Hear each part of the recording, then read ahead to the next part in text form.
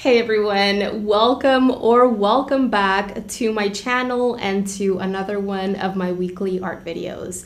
I hope you're having an amazing day wherever you are in the world, and thanks so much for joining me on this one. Today's tutorial is going to be awesome for any of you out there who are just getting started with freehand drawing, looking to improve your ability to recreate proportions and shapes when drawing freehand, as well as for anyone looking to improve their pen and ink drawing skills. I'm taking you through my entire process step by step for this pen and ink still life drawing. Everything from how I create my preliminary pencil sketch stemming from a reference photo to my favorite pen and ink techniques that help me develop dimension and texture and detail in my drawing. In the first part of this video, which is the preliminary pencil sketching process, I bring in a very powerful tool that I often share with my students, which I refer to as the 4-quadrant method. The reason why I wanted to bring in this 4-quadrant method into today's tutorial is because I want to make sure to share this super powerful tool with you so that you can progress your freehand sketching skills much faster. I'll be explaining why this method is so powerful and how to use it to progress your drawing skills in just a bit. That is all I wanted to say in this introduction. With all that out of the way, let's go ahead and jump right in. I know that there are artists out there who work primarily with pen and ink, who go right in and start working with their pen and ink right away without creating any type of preliminary pencil sketch. And there are artists who also would encourage you to go in with pen and ink right away. However, in my personal opinion, it is very important to develop at least basic drawing skills before going in with a medium that is as permanent as pen and ink is. Pen and ink can be quite intimidating for a lot of people who are just getting started with drawing because you're not going to be able to erase your mistakes, and it's also so easy to overwork your pieces. Not to mention that lack of confidence that you go in with, it really shows in your work. Things look a lot stiffer and you arrive at stop and start marks very easily because you're hesitating as you go, you're working very slowly. You're not going in with a plan, etc. And yes, of course, there are beginners who have a lot of confidence right off the bat, but from my many years of teaching lots of different people, a lot of people when they're just getting started, they're lacking that confidence. So this is why I wanted to share this drawing exercise with you today so that you can develop those drawing skills.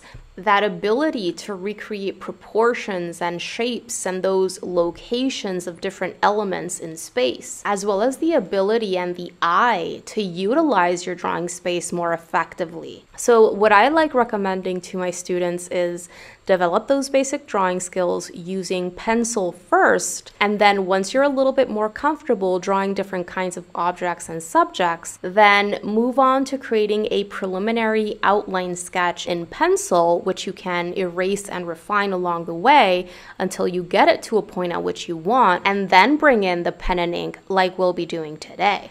And if it's your goal to go right in with pen and ink right away in the future, as you practice, you can do less and less in that preliminary pencil sketch and more with pen and ink until you get to a point at which you're just doing everything with pen. All right, so for this exercise, I've prepared a couple of different things, and it's important that you pay attention to this so that you can get the most out of your 4-quadrant practice. First and foremost, I prepared this reference photo in Photoshop in a specific size and with a couple of straight lines going across and down, dividing this image into equal left and right halves and equal top and bottom halves. So I have a straight vertical line going right down the middle and a straight horizontal line going across. This image that I'm going to be observing is 10 by 7 inches. It's a rectangular format.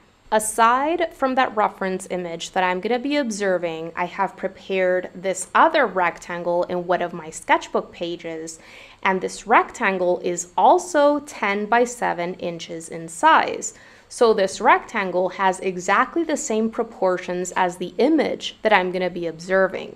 And as you can see, I have also placed a straight vertical going right down the middle, of this rectangle in my sketchbook and a straight horizontal line going across this rectangle. I've measured everything out so that the vertical and the horizontal lines are exactly in the middle of this rectangle, dividing my rectangle into equal left and right halves and equal top and bottom halves. I used a ruler for this, of course. Now, why is this so important, you might ask? Well, because now you know that your image that you're observing and the space that you're going to be working in are exactly the same proportions, and you can trust that those two lines right in the middle of your drawing space are going to serve as good landmarks or guidelines, and we can arrive at more believable proportions and locations of elements in space. You see, our brain understands straight vertical and straight horizontal lines more easily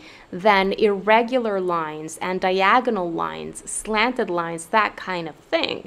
So having straight lines there right in the middle, dividing our image for us into 4 quadrants, is of incredible help as we continue developing our visual measuring skills and also our ability to recreate proportions when drawing freehand. Along the way, we can constantly use these straight lines as well as the edges of this rectangle to compare distances, to compare widths, to compare lengths, to compare angles, and all of these different things that are so essential if we're wanting to arrive at believable proportions and something that is comparable to what we're observing. And by the way, using this 4-quadrant method is very different from using grids, where a reference is divided for you into 20, 25, 30, 50 little squares or rectangles.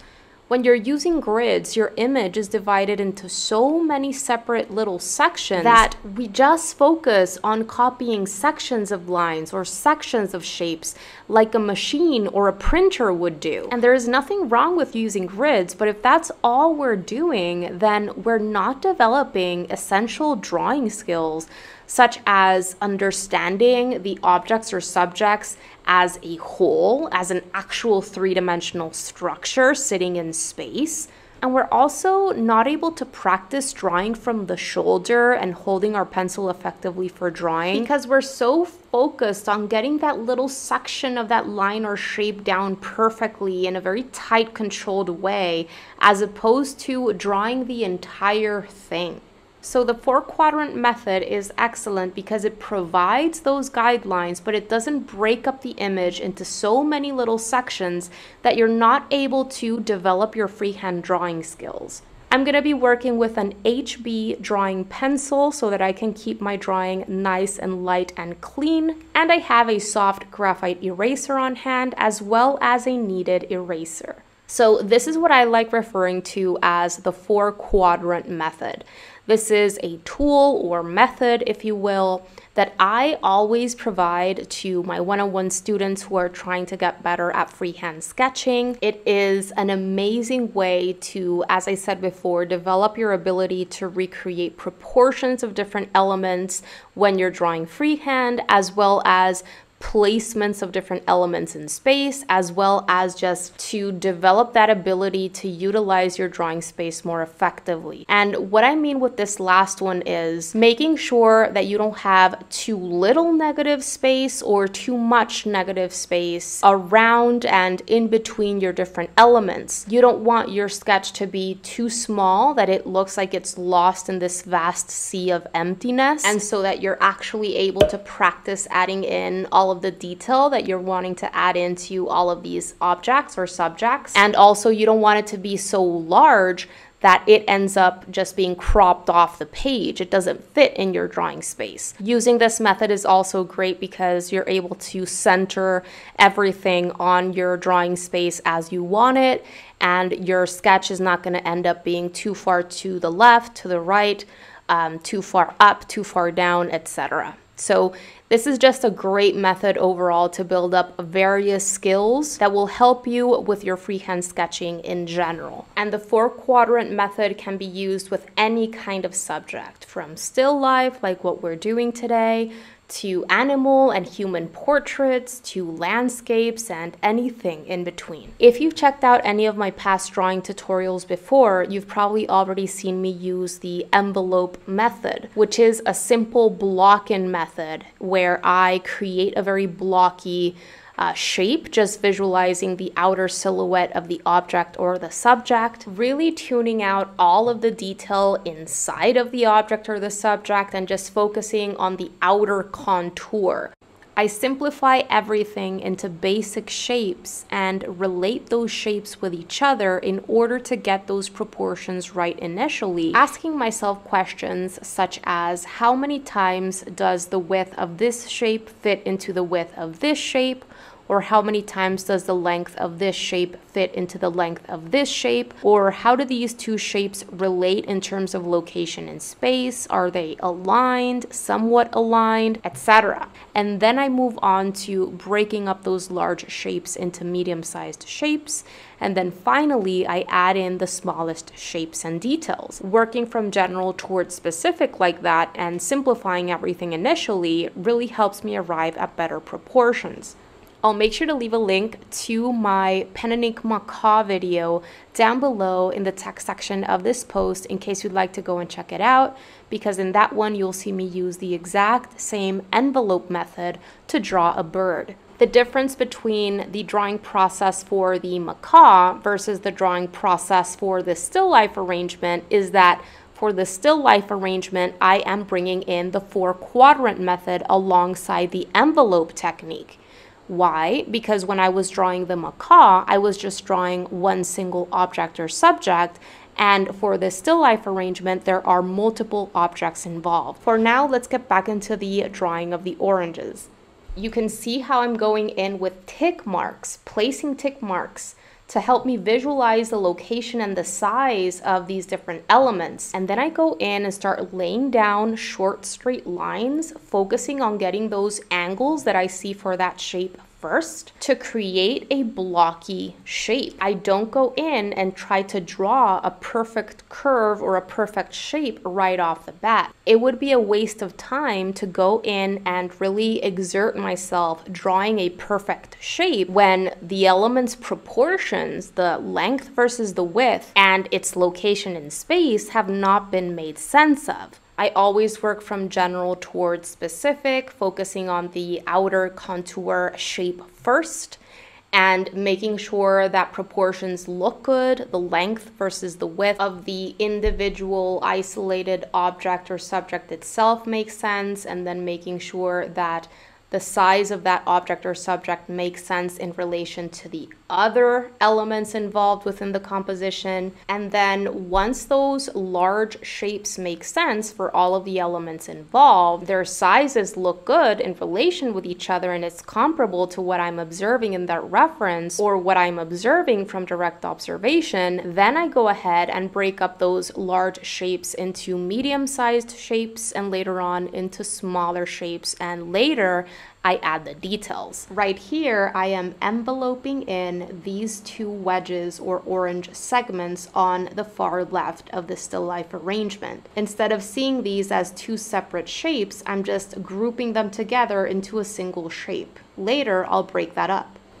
I'm continuing to compare my drawing with that reference photo, noticing differences that I want to improve before moving on to refining my shapes and breaking these larger shapes up into medium-sized shapes. All right, so back to what I was mentioning before in terms of how do I know when to go in with just envelopes right away, or if I should combine the envelope technique or the block-in technique with the 4-quadrant method. When I'm just drawing one single object or subject, then I just go right in with the envelope or simple block-in method. But oftentimes when I'm gonna be drawing or painting something where there are multiple objects or subjects involved, especially if it's gonna be a larger piece that I'm gonna be spending more time on, I bring in the 4-quadrant method in combination with the envelope technique in order to set myself up for greater success and to just know that I am stemming from a solid preliminary sketch in order to move on to whatever it is that I'm going to be moving on to next. This is just what works for me, of course.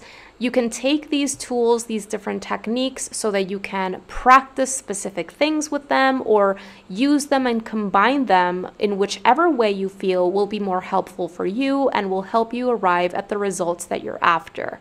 So throughout this entire time, I've been working on those basic blocky envelope shapes, focusing on the outer silhouettes of all of these different elements, focusing primarily on shape, on proportion, and on location of these different elements in space. Once everything was looking good, I refined my drawing a little bit, curved out some very blocky angular lines a little bit more, maybe moved things a little bit more to the left or to the right or upward or downward a couple of millimeters. And once these refinements were done, it was time to move on to adding medium-sized shapes and smaller shapes into the drawing. So what I'm doing right now is I'm starting with the stems and the leaves. When it comes to the medium-sized shapes or even the smaller details in my preliminary outline sketches, I tend to take a lot more artistic liberties with them. I take some things out, I bring some things in, I slightly change angles, that kind of thing.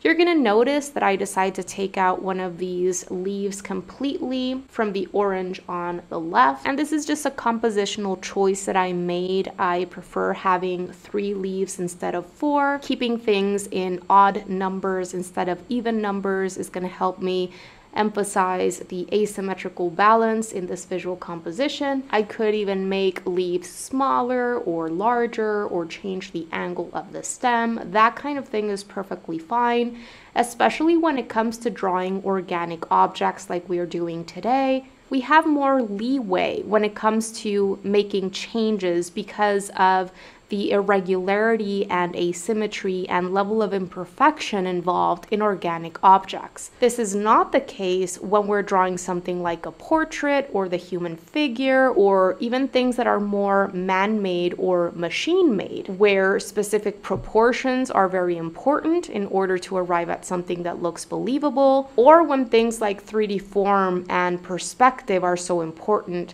in order for something to look believable. I do have a video where I explain in depth the main differences to have in mind when drawing organic objects versus man-made objects, and that is a video that I would highly recommend for anyone just getting started, or if you're a little bit more advanced but you haven't given thought to this can really help you take your drawing up a notch. I'll make sure to link to it down below in the text section of this post. Alright, I'm getting pretty close to finishing my preliminary sketch, and hopefully you've been seeing how I'm moving on to smaller and smaller details as I go. I haven't started with any textures or anything like that.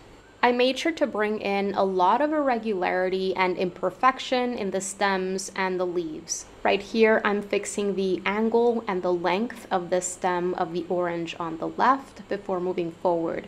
When it comes to the leaves, I'm just trying to get in a similar shape for the leaf that I am seeing. But as I said before, if I make the leaf shape slightly different, it doesn't really matter. Something that I do make sure to do is to connect each and every leaf to the central stem with a smaller stem so that no leaf looks like it's floating in the air or not connected to the orange. A little tip for you is whenever you're drawing leaves that are folded or curved in such a way where you're able to see the bottom planes of the leaf and the upper planes of the leaf, like this large last one that I just drew, it tends to make things easier if you see those two sides as separate shapes. Once I had drawn all of the leaf shapes and I was happy with them, I did add in a slightly curved and imperfect line for that central vein in all of these leaves. I do want to take a little bit longer explaining how I broke up my process and how I drew this orange in the front, because this one presents a little bit more complexity. And I know that something like this can be slightly overwhelming to draw. Maybe you don't know where to start or how to simplify this process. So I just want to explain how I would personally do this so that I can make the process easier for myself. So the outer contour of this orange is already in. However, this shape includes the edible portion of the orange and also the skin. So the first thing that I did was I broke up that larger shape into medium-sized shapes, which in this case would be the shape created by the skin and the shape created by the edible portion of the orange. Just a moment ago, I started this shape by placing those little tick marks on either end of this medium-sized shape so that I could visualize where the shape would be sitting within that larger shape. I'm constantly helping myself with little tick marks in order to visualize locations before starting with actually drawing shapes. I'm going to be enveloping in or grouping in all of the edible segments of this orange into one single medium-sized envelope or simplified shape. And as I was drawing this medium-sized shape inside of that larger skin shape, I was making sure to observe that reference photo and use those lines, the vertical and the horizontal, to make sure that this new medium-sized shape that I'm creating is located where it should be located inside of that larger shape created by the skin. So I'm always observing how close is the edge of this shape to this line over here, or to this line over here, or to this edge of this other shape. How does this new shape that I am drawing relate with the shapes that I've already drawn that are already there? And once that medium-sized shape looked good to me, it was then time to break up that medium-sized shape into even smaller shapes, which in this case, the smaller shapes are those edible segments of the orange. And you can see how I did this exact same thing when I drew that initial little envelope for the edible orange segments on the left of the still life arrangement. I haven't really broken up that medium-sized shape into smaller shapes. All right, so I'm working on refining these smallest shapes, and as I am doing this, I'm starting to visualize the planes of these orange segments. As I am drawing these lines in the middle of the orange, I'm bringing to mind the triangular structure of these segments. Those lines that I drew in are actually the peak of those triangular structures. What can be challenging is that all of these little orange segments have different orientations in space. For example, in this wedge or little segment on the right, we're only able to see one plane or one side of this kind of triangular curved structure. Whereas for this segment over here, we're only able to see the left plane or left side of that structure. However, when it comes to those wedges or segments in the middle, we're actually able to see a little bit of both planes on either side. So when it comes time to break up medium-sized shapes into smaller shapes, really bring to mind the three-dimensional structure of what it is that you're drawing, and notice in that reference photo if you're able to see different sides or planes of those structures, and try to visualize each side or plane as separate shapes. If you are able to see different planes or sides of those structures, those are going to be smaller shapes. Right here, for example, I am adding in another line right inside or along the edges of that largest shape that I created for the skin of this orange. And this line is going to help me transmit that very small plane in this orange skin, which is going to also help me convey that thickness of the skin wrapping around that edible portion of the orange. So all I am doing is adding in an extra line right alongside that shape that I already created. That is quite easy to do. And finally, I am breaking up these two wedges or orange segments that I still had grouped together in that medium-sized envelope on the left of the still life arrangement. When it comes to these orange segments, I'm able to see even more planes of these little structures because of the orientation of these orange segments in space. First, I broke up that medium-sized shape into two wedges or segments, and then I visualized the planes within each orange segment. Because of the positioning and our vantage point in relation to these little structures, I'm able to see different planes that I was not able to see in the wedges that I was drawing before. Especially on this wedge on the far left, I'm able to see three planes. I'm able to see the front plane and two side planes. As you're drawing all of these different orange segments, just try to observe closely closely and pay attention to how many planes or sides you're able to see. The amount of planes that you're able to see will vary depending on the position or orientation of that orange segment, as well as our vantage point as the viewer of the scene. It's very important that as you're creating this preliminary pencil sketch, which may initially seem very flat and two-dimensional because we're focusing on outlines and drawing shapes and not really forms initially, when we are making sense of those proportions and locations of elements in space. But soon into the process, it's very important that you acknowledge the fact that what you're drawing are three-dimensional structures, three-dimensional forms, and not flat shapes. This is especially important because we are going to be moving on to our pen and ink process, in which we're going to be trying to develop a sense of 3D-ness and form and depth. And if in our heads we're still drawing flat shapes and we're not really acknowledging or visualizing these elements as being three-dimensional structures that are being illuminated by a specific light source in that given environment that they are currently in, we're not going to be able to shade these different elements effectively. So visualize those oranges as being sphere-like structures instead of just circles or ovals. Visualize those wedges or orange segments as being three-dimensional triangular prisms of sorts. Visualize the thickness of that skin. Visualize the actual structure created by the leaves and the stems. The stems would be irregular or bent little cylinders, but all of these different elements, they have mass to them, they have volume to them, they are made up of different planes. All of that is incredibly important if you're wanting to develop that believable sensation of depth and dimension on the page. All right, and the last thing that I did to finish up this sketch was I added a few texture lines or marks to help me understand what kinds of lines and marks I would be using in those orange wedges. These I would see more as texture lines and marks, and I always add texture until the end of the sketching process.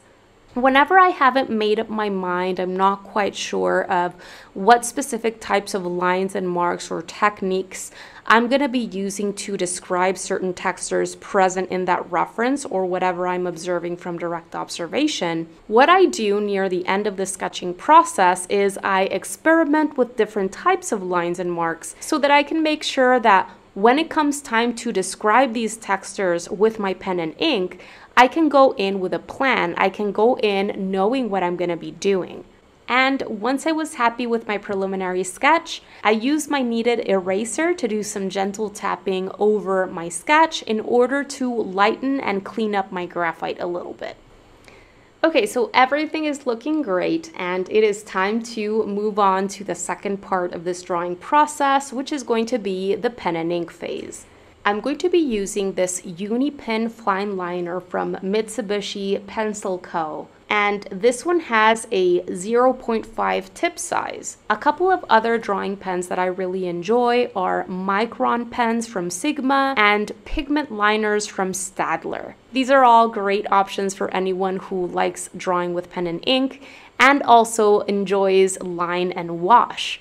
All of these pens are great for using with watercolor as well because they are waterproof and smudge proof. The very first thing that I do whenever I'm going to be starting with my pen and ink process is I trace over my pencil work. More specifically, the outer contours or outer silhouettes of the different elements involved, as well as the edges between different sides or planes of these different elements.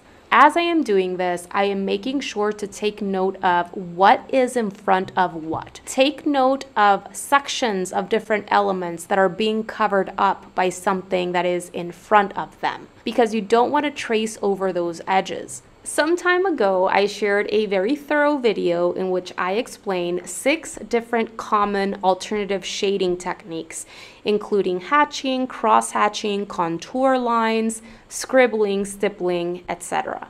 It's a full tutorial where I explain all of these basic techniques in depth and share how to shade a sphere using all of these different techniques. It's incredibly important to practice different alternative shading techniques. Not only will this help you gain more control over this drawing medium so that you can go into full pieces with more confidence and ease, and arrive at better results. But through practicing different types of alternative shading techniques, you can arrive at specific combinations of alternative shading techniques that you enjoy most that will lead to outcomes that you love. There are no right or wrong alternative shading techniques to use for different types of subjects, or right or wrong combinations of alternative shading techniques to use for different types of subjects.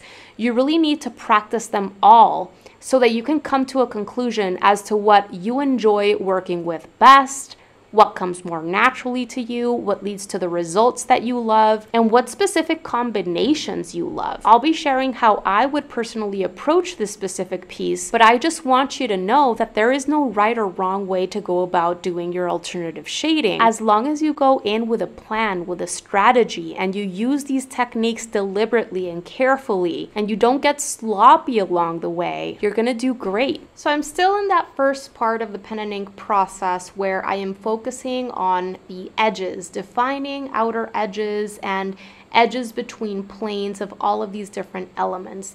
I haven't gotten into the alternative shading techniques just yet. Something that I really want you to notice is how I am keeping it moving. I'm not really working super fast, but I am making sure to keep it moving. I'm not spending too long in any single area, and I'm not going in to try to fix slight wobbles and imperfections that happen along the way.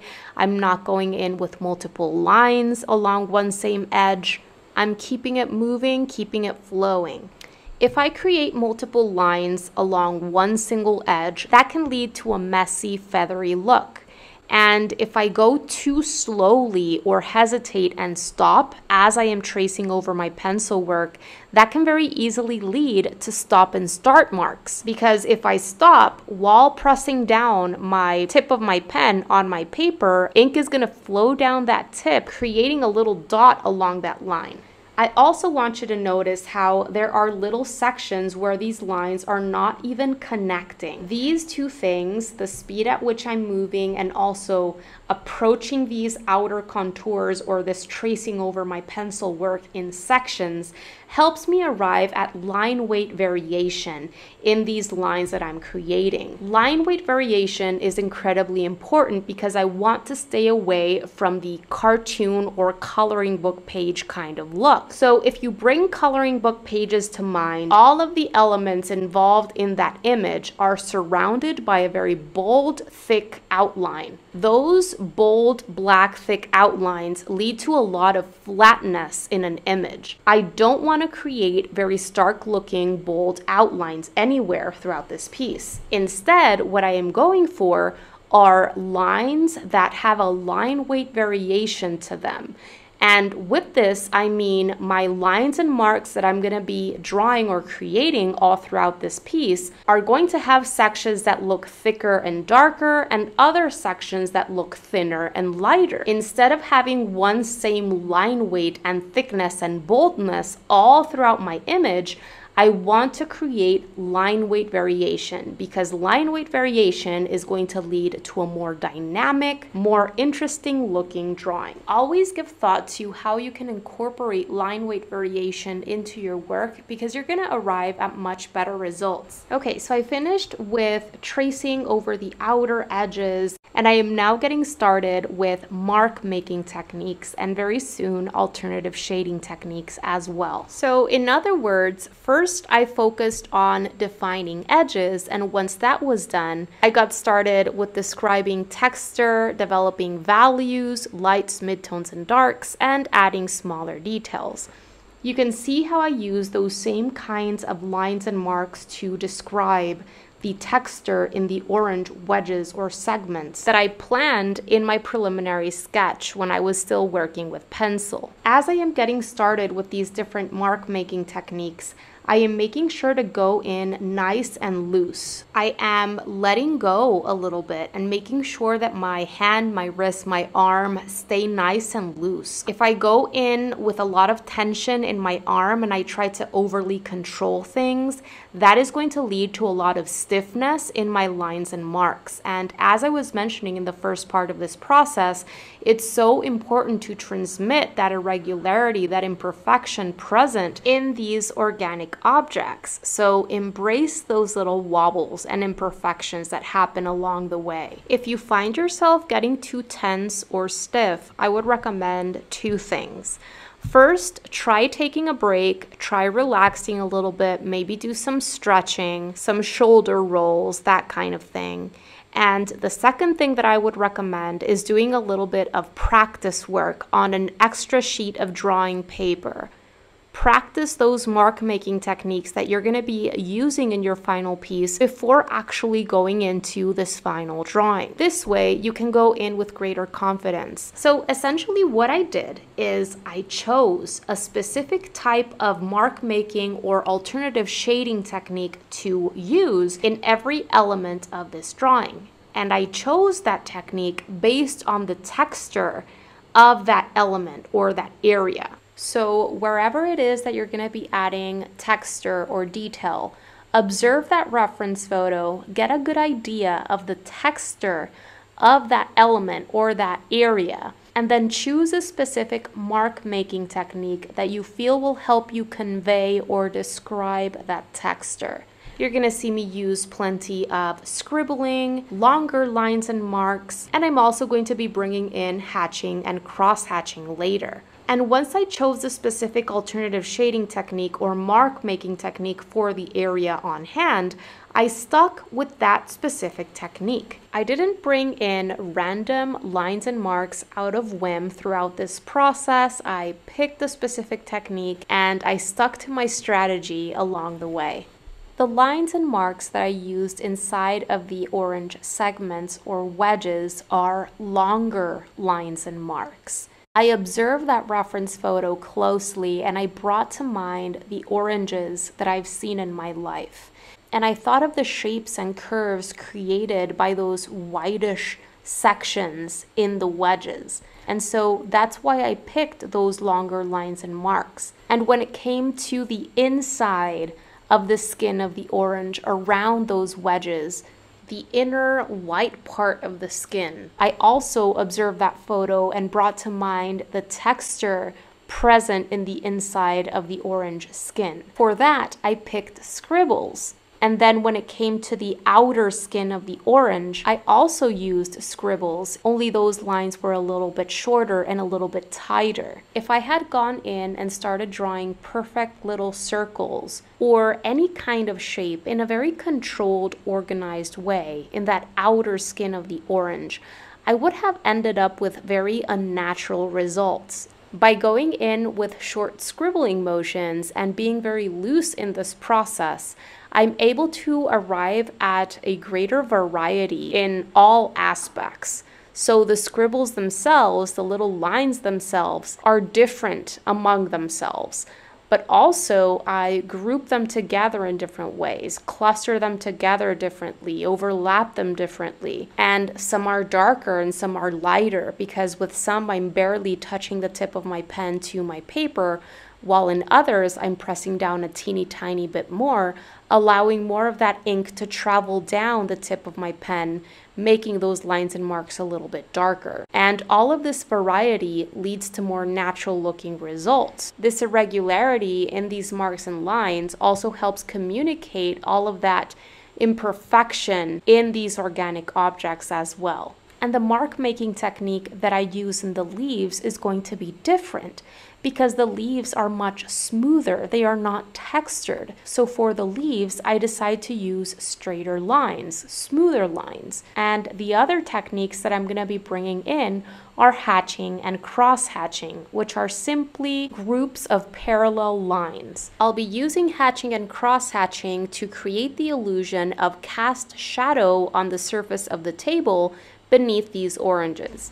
I decide to use longer, straight, smoother lines on the table in order to transmit that illusion of that smooth surface. So once again, it all comes back to choosing a specific mark making technique that will help you describe the texture on hand. That is number one. But the second thing is we have to remember that when it comes to alternative shading techniques or mark making techniques, we're communicating both texture and value or tone simultaneously. Value and tone are interchangeable terms when it comes to art. They mean exactly the same thing, and it refers to the lightness to darkness of any given color. Right now, I am just using black ink and I am working on white paper. So this could be referred to as a monochromatic piece. In order to transmit that sense of 3D form and depth, I need to create lighter areas, mid-tone areas, and darker areas. We need a wide range of values from very light lights to a wide range of mid-tones to very dark darks if we're wanting to create a sense of 3D form and depth. So how do I do that with pen and ink techniques? Well, it's very easy. You either cover up more paper by adding more lines and marks, which will help you create a darker value, or you cover up less paper, which is going to help you create your lighter values. If I just go in and fill up that shape with lines and marks, and don't give thought to value, and don't give thought to the three-dimensional structure of what it is that I am drawing and how it is being affected by light, that is going to lead to flatness. Sure, you might be able to communicate texture present in that object, but because you didn't render your different values throughout the object, you're still going to arrive at something that looks flat. Always remember that texture follows form.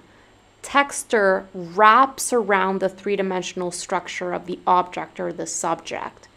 And if you're going for realism, value, and communicating that sense of form is even more important than communicating texture. You'd be surprised with how little texture you actually need to add to a piece to make it look believable if you do a good job communicating that sense of 3D form and light and shadow. So what I'm making sure to do is I am observing that reference photo and I am noticing those lightest highlight areas that I see throughout these oranges, as well as where are the midtones and where are the darkest areas, so that I do more overlapping, more layering, more covering up in darkest value areas and leave plenty of that white paper shining through uncovered in lightest value areas, and then add some amount of lines and marks in mid-tone areas. You can keep things very basic and just simplify all of those different values in the reference into 3 values: lights, midtones, and darks. And that in and of itself will help you communicate that sense of 3D form. If you're still working on developing that ability to discern between different value areas present in references or in things that you have in front of you in real life, there are 2 things that I would recommend doing. The first thing is squint when you are observing that reference or whatever it is that you're observing from life. By squinting, you're going to be able to simplify all of those different value areas. Squint in such a way that your eyes are almost closed and you're seeing through your eyelashes. This will help you tune out the smaller changes in values and really focus on those major value changes throughout the object or the subject so that you can make those more important, prominent, larger value shapes happen in your drawing. And another thing that you could do that really helps a lot of my students is you can turn your reference photos into grayscale photos or black and white photos. When you're seeing a full colored photo, it can be very challenging to tell whether certain areas are lighter or darker than other areas, because you're seeing all of these different value scales for all of these different colors. Whereas when you're observing a black and white photo, you just have one single color scale. You have white, you have grays, and you have blacks. So you just have a gray scale instead of having all of these different orange values and different green values and different gray values, etc. In full color photos, you need to compare different values of your different colors with each other. So for example, you would have to compare your lighter values of your oranges with your lighter values of your greens, or your darker values of your blues with the darker values of your reds, etc. And that's more complicated. All right, so I'm continuing to use the scribbling technique to add more texture and continue developing my values or tones throughout the skins of all of these oranges, both the exterior of the skin and, in the case of the orange that is in front, the interior of the skin as well. And as you can see, I'm jumping around the entire piece. I am not spending too long in any single area, and I am constantly taking these mini breaks to see everything as a whole. I want to constantly acknowledge the work that I've done so far throughout the entire composition and not get overly focused in a single element or object. This is important because I want to make sure that at the end, everything has the same finish, if you will. And with this, I don't mean that I want to use the same technique in all of these elements, but I want the rendering of values that I've developed throughout the piece to be consistent and to make sense. If I develop a wide range of values in one of these elements and I don't in the others, my drawing can look unfinished. I want things to look intentional, especially when it comes to similar objects involved. So for example, the orange skin portion of these fruits. I want the rendering of my values within those orange portions to look consistent. I want the range of values in the leaves to look consistent as well. Of course, if there is a certain section of a leaf that is in shadow and I want to develop darker values in that area, that makes sense because that part of the leaf is facing away from the light or is being covered by another leaf or whatever the case may be. But all in all, when you see your drawing as a whole, things need to make sense, they have to be consistent. There should be a good balance between darker value areas and lighter value areas. And if we rush the process in any of these elements, and one of these elements looks overall very dark or very light compared to the others, that can be an issue because it can translate into a drawing that doesn't look finished and doesn't look like you've deliberately made those choices. And another reason why it's so important to keep taking these mini breaks and coming back to see everything as a whole is because of what I mentioned in the beginning of this video. It's so easy to go overboard with these lines and marks, and this can lead to flatness and heaviness. As I said in the beginning of this video, it's so easy to go overboard because we continue adding and adding and adding. So I always recommend continuing to take breaks, seeing everything from a bit of a distance, and really asking yourself if you've already managed to communicate that sense of dimension that you wanted to communicate. If you need to soften transitions between different value areas, simply add fewer lines and marks in between those darker values and those lighter values. Spread things out a little bit more. Barely touch that tip of the pen in order to have lighter lines and marks. Have a little bit more of that paper showing so that you can create those gradual transitions. Okay, so I'm gonna rewind the video a little bit back to the point where I added in the hatching in the leaves. And as you can see, I laid down these straight lines in an angle that would also help me communicate the secondary minor veins present in these leaves. That was an intentional choice that I made with my mark making techniques in order to communicate more of what I see present in those leaves in the reference. I didn't want to overly darken the leaves, so I left plenty of that paper shining through.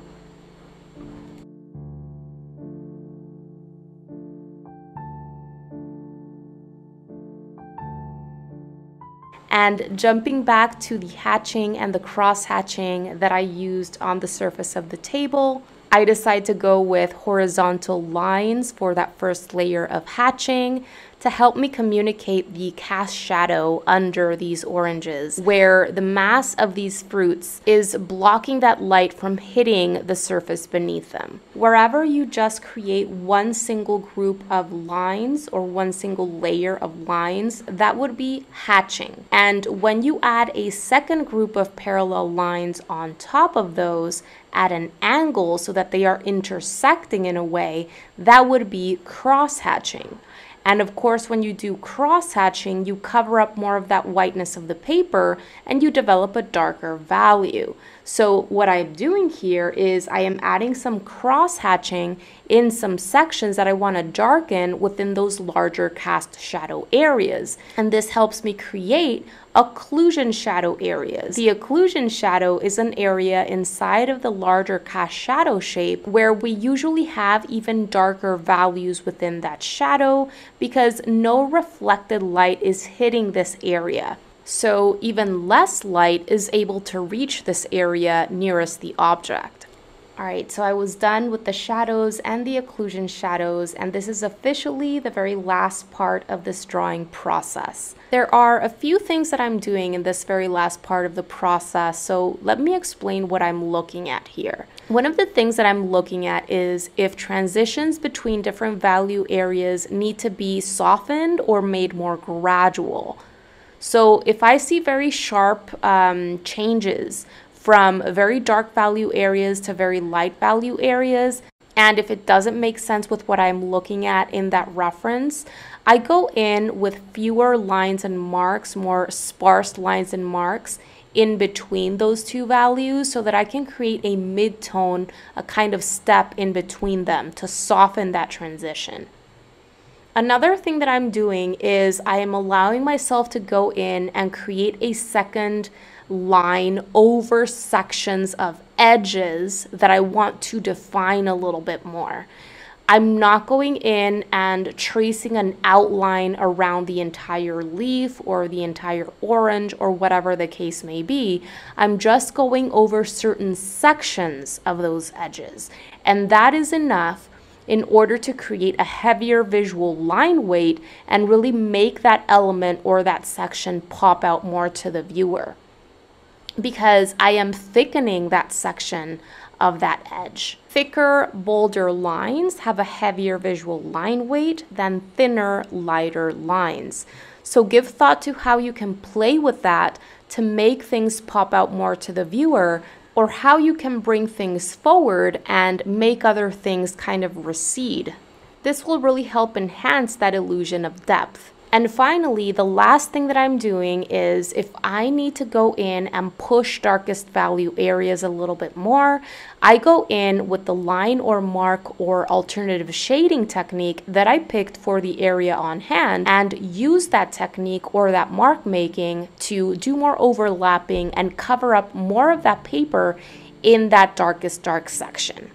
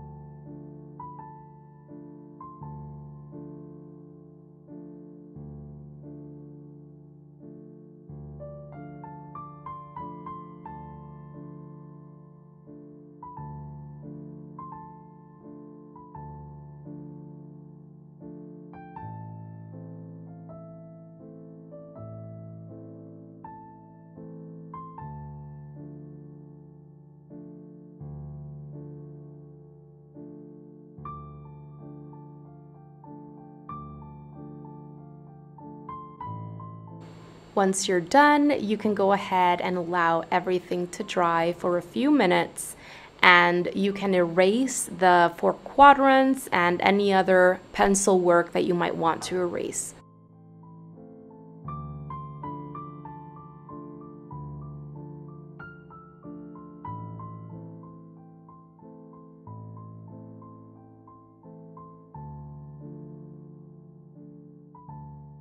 All right, everyone, and with that, we're all done with this pen and ink drawing.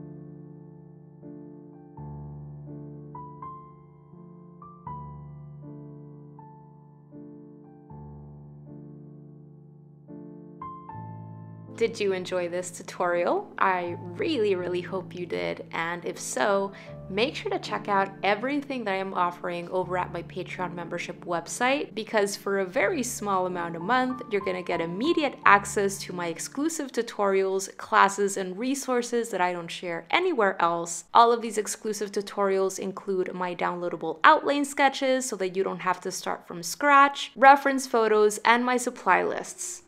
There's already a library of over 75 sketching and watercolor painting tutorials that are real-time, meaning they are not sped up or edited, they are fully narrated, and I take you through my entire process, making sure to explain everything as clearly as possible, step by step. 2 new exclusive full-length tutorials are added into this exclusive library every single month. For those of you who are interested in really taking your artwork to the next level and want to know all of the inside secrets that I learned about in art school and courses that I've invested in myself, there's also a full library on classes on art fundamentals in which all of the bases are covered.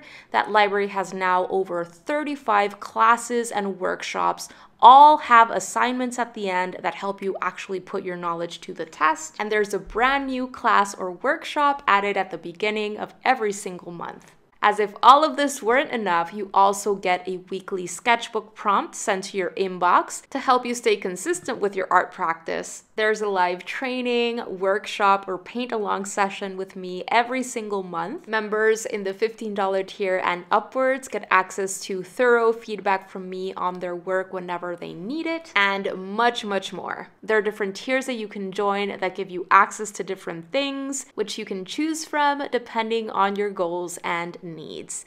So go ahead and check it out. I'm going to make sure to leave a link where you can find out more down below in the description box of this video. And I would love to get to know more about you and your work and have you join this innermost art community of mine. Alright, you guys, that is gonna do it for today's video. I really hope that you enjoyed it and that you found it helpful. And if you did, pretty please make sure to give this video a thumbs up, because it really helps support the work that I am doing here on YouTube and helps others get to know about my channel. Thank you so much for watching today. Don't forget to subscribe and click on that little bell so that you can be notified of when I share my new videos, which happens every single week.